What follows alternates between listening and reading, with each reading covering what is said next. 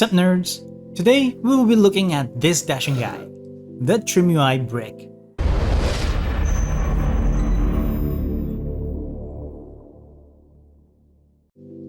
Here's the brick.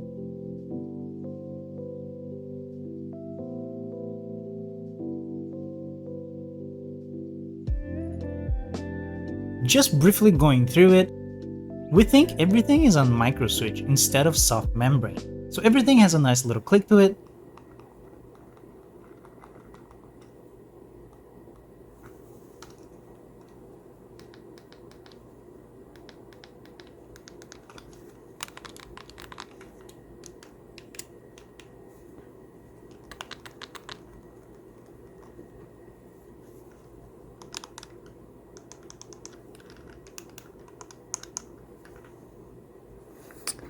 We have of course the D-pad and the face buttons in Nintendo style layout.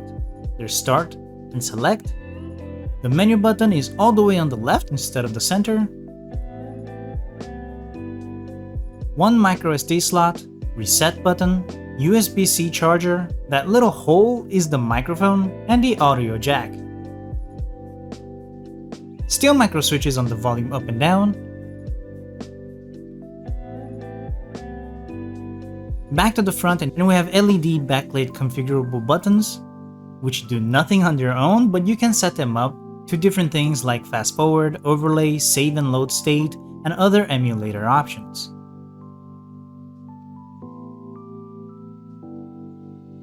LED power button,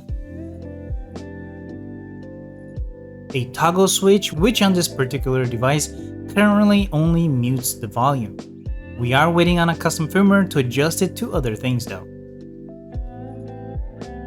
And of course a nice L1, L2, R1 and R2 buttons on the back.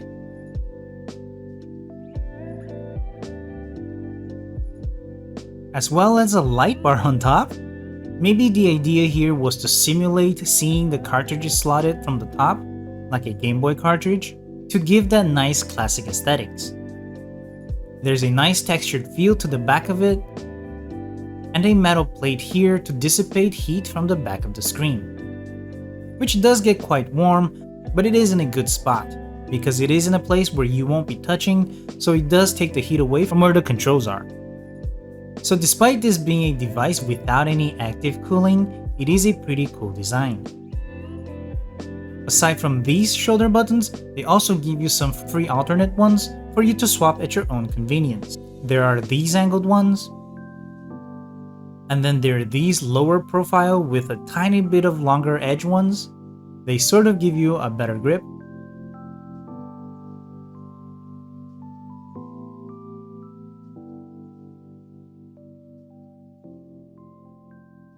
And then there are these ones which were on the device pre-assembled already. And these are very round.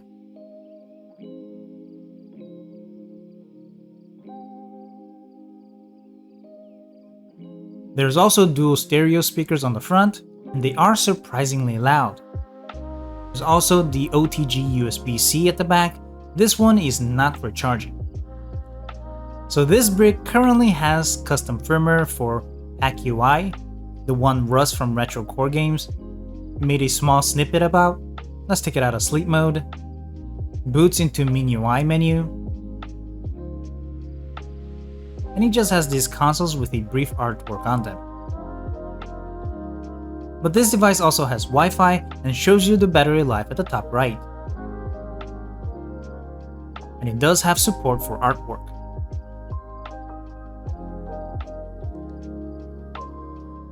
It is pretty comfortable as well, and what this nerd bucket likes about it is how close the shoulder buttons are to the face buttons. It is not a stretch to reach these buttons like it was with the analog pocket. So it is very comfortable to hold, regardless of how you hold it, even though it is pretty compact.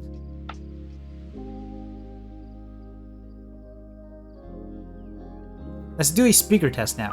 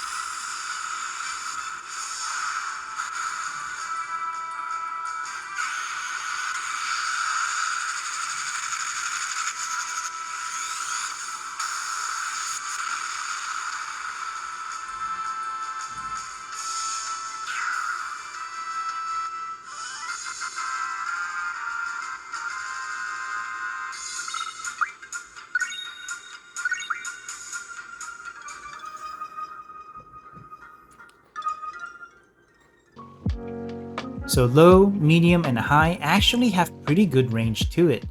Holding the menu button and hitting volume will give you the brightness controls, and it also has a fairly good range.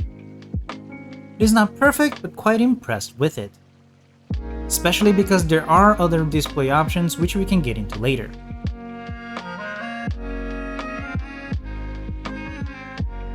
Right now, the hotkeys here are set up as fast forward, which is good enough for it to work on the PS1. And the other one is for grid line overlay. So there's clean, scan lines, and grid.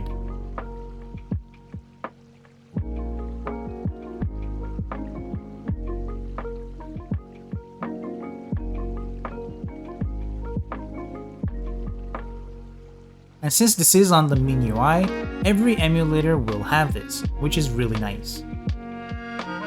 Press the menu button, everything has a nicely conformed and similar looking layout, with save states and basic emulator options.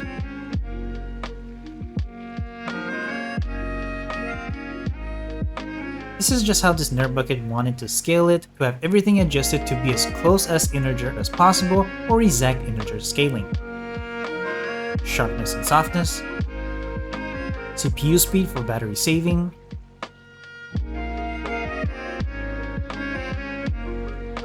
and then, if you played around with other emulators before, you know how complicated it can get.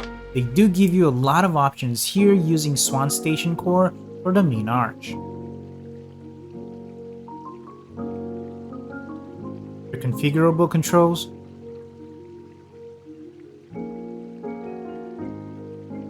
here's L3 and R3 for my shortcuts.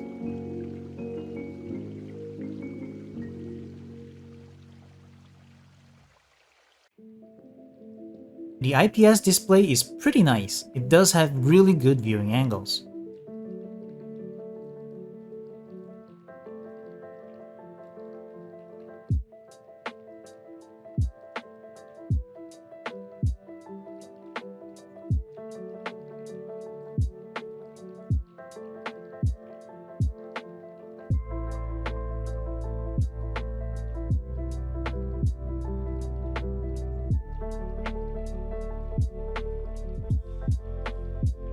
And fairly dark enough for the nighttime play.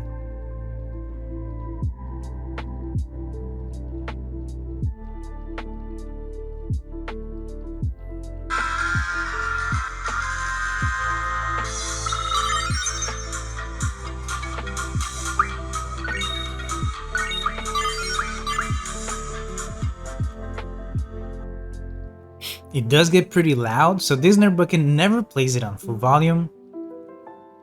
Oh, and also there's a rumble motor in it.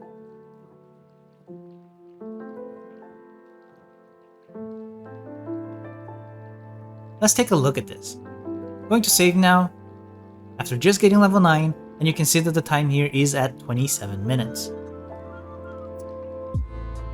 This is this nerd bucket's favorite part about using the pack UI as custom firmware. It's that in this menu with all these different systems, there's this Tools tab, which we can install our own packs for, such as scraping for artwork, how the consoles are displayed in the background as an image, sorting emulators, bio browser, game time tracker. Here you can see what we've been playing recently and for how long. Controlling the LEDs,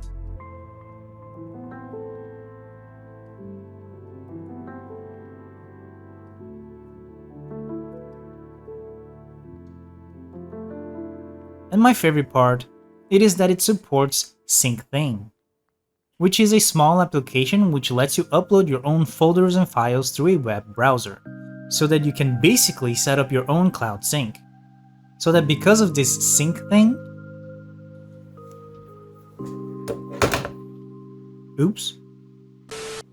so that because of that Syncthing, we are able to go to another handheld like this Retroid Pocket 5 and show that the new save file we just made shortly after getting to level 9 is going to sync over the cloud to this or any other handheld which we have Syncthing set up on. Though, given it is a fairly manual and sort of difficult process to learn, but it is pretty simple once you figure it out and read all of the instructions.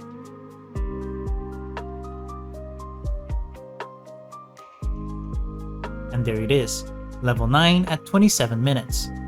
And it is set up both ways, so if we save on this handheld, it would send it back to the brick as well. And you can see that the screen went off because it is currently set up to go into a screen save mode after a few minutes, and after a few more minutes, it just goes into a full sleep to save on battery.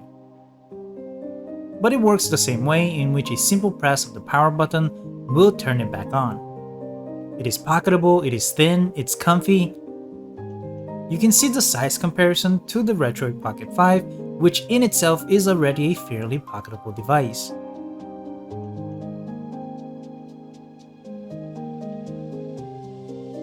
And the screen is really nice. Everything else it does in terms of emulators is pretty typical. It will just give you some more game footage. Starting with a new game, yeah, Heathen.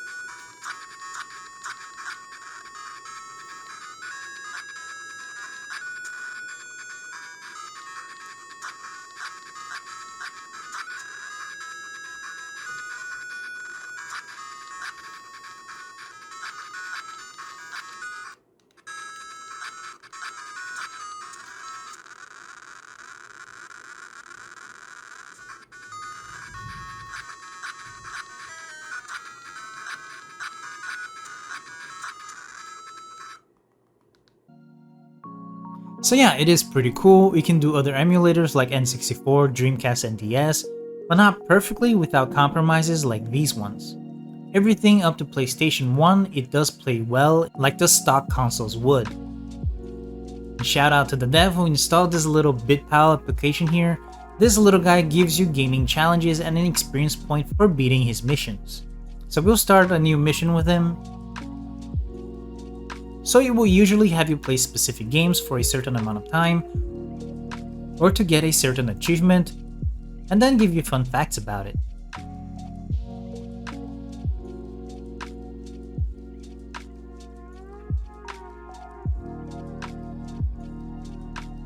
Oh, I want to play Phantasy Star, but I wish it was the Game Boy Advance version though.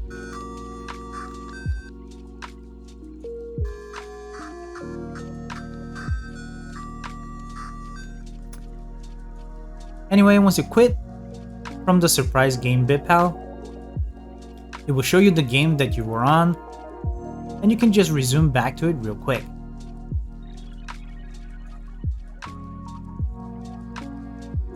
And it also shows you your progress on its mission.